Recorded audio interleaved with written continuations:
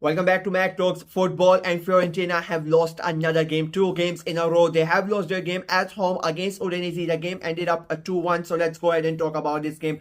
I mean, it is a big blow to Fiorentina's title charge, if I'm being very honest with you. The way that they were playing before, that Eduardo Burr incident happened, they were on a really good form, and that incident happened. Then they go in that cup game and they win that game, but their performance was not that good. But since then in the league they have not played really that well, and the last 2 games are two huge defeats for Fiorentina, and both of the games the way that they played, you would it is almost similar like they were playing before they went on that amazing 7 game winning streak. It was like the early stages of the season where they were not really playing that good enough. Like the movement of the players, the passing, it was quite flat. Like there was no urgency from the players, and it showed in both of these games, especially today's games. If I'm being very honest with you, like it felt like they were not really up for it for this game. They got a really had a great start early on. They go ahead and they get a penalty in the 8th minute, and Moisekin steps up and he scores that goal, and it becomes 1-0. And you think that Fiorentina would take heart from it, and they would go on and play better.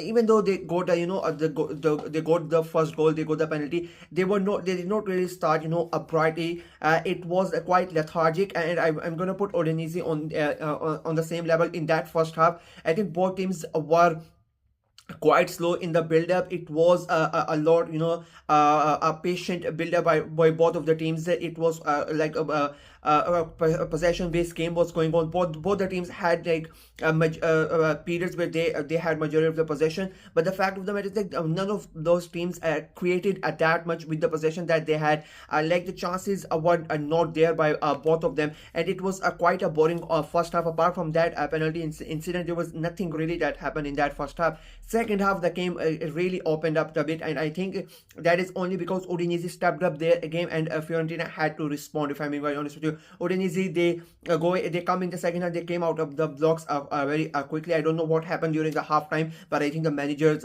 words worked, and I think Fiorentina in a way didn't know how to respond to Udinese's attacks in the second half. And the first goal they considered, I mean, what is that by their own mistakes, giving the ball away so cheaply. Like you cannot do really that, and Udinese, of course, they go ahead and they take the advantage, and they score the goal, and they become they equalize. It becomes a 1-1, and even after that, I think that was the difference in this game between Fiorentina and Udinese. When Fiorentina took the lead, they really did not go ahead and take charge of the game. It was basically the same as before scoring the goal. But when Udinese scored the goal in that second half, they they took the charge of the game, and they continued to attack Fiorentina. They never let them rest. And I mean, Fabian Thuram, what a goal that was!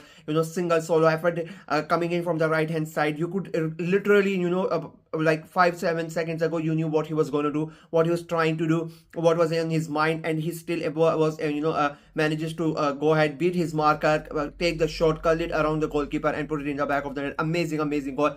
As I said, it was a good goal, and Udinese take the lead, and still after taking the lead, it was Udinese who were in charge of the game. They controlled possession quite a lot, and now they started creating the chances where they were really hurting Fiorentina and the Fiorentina defense, and they had to be really on their toes to make sure that they don't concede further. And as the game went on, then Fiorentina, because they now had to chase the game, they also started playing like you expect Fiorentina. Fiorentina that have been winning the games consistently. You saw that in the last quarter of the hour, like 20-25 minutes. That was when Fiorentina really stepped up, and they started going ham, if I'm being very honest, trying to create the chances, trying to somehow get that equalizer to make sure that they don't lose the game. But it was not their night, if I'm being very honest. So, the final ball for most of the passes was not there, and the shots, like a majority of them, I think they went wide. There was a couple of good saves from the goalkeeper, but apart from that, I mean, there was a lot of chances where they in the final third, that final killer pass was not there from Fiorentina. And even though they the chances could have been a much better. I think that the decision making inside the box from Fiorentina today was very poor. There were like 4 or 5 chances where the person who took the shot, he could have easily passed the ball to another player, and he would have had a better chance at scoring the goal. But I don't know what happened today. They really messed that up in the final third, and I think that costed them the game. It happened. It's starting from the first half itself, and it continued throughout the game, and it resulted in them losing the points, and losing the game as well. Second defeat in a row. They dropped down to fifth. They are now 9 points behind Atalanta at the top of the table, and even though they have a game in hand, I think it is going to be really tough for them.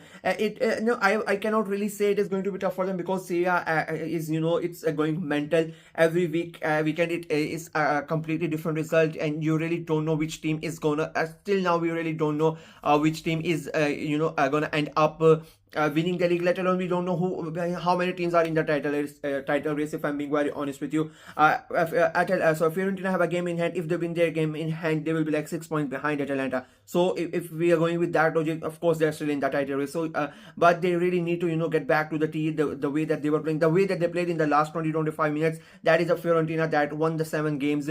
That is a Fiorentina that was in the title challenge like a couple of weeks ago. Everything was going fine for them. So they need to bring that Fiorentina back. I don't know what happened for the majority, for like 75 minutes of the game.